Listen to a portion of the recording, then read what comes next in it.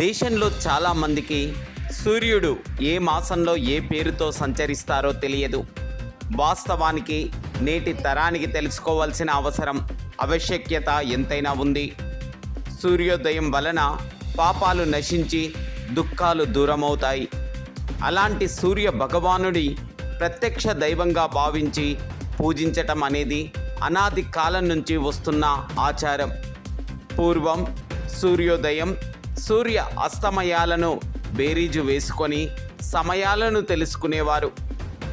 సూర్య భగవానుణ్ణి పూజించే పాండవులు అక్షయ పాత్రను పొందారు. అదేవిధంగా సత్రాజిత్తు శమంతక మణిని పొందారు. సూర్యుని రథానికి ఒకే ఒక చక్రం ఉంటుంది, అదే కాలచక్రం. ఆ సూర్య భగవానుడు 12 మాసాలలో ఒక్కో మాసంలో ఒక్కో పేరుతో 12 రాశులలో సంచరిస్తూ ఉంటారు.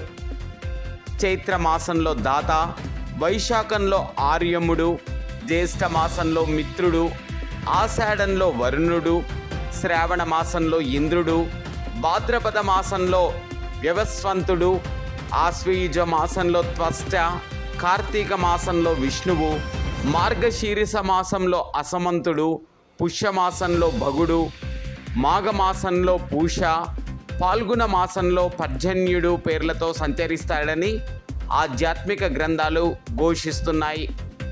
సూర్య భగవానుని పూజిస్తే సకల రోగాలు పోతాయని, కోరుకున్న కోరికలు సిద్ధిస్తాయని ఋషుల మాట.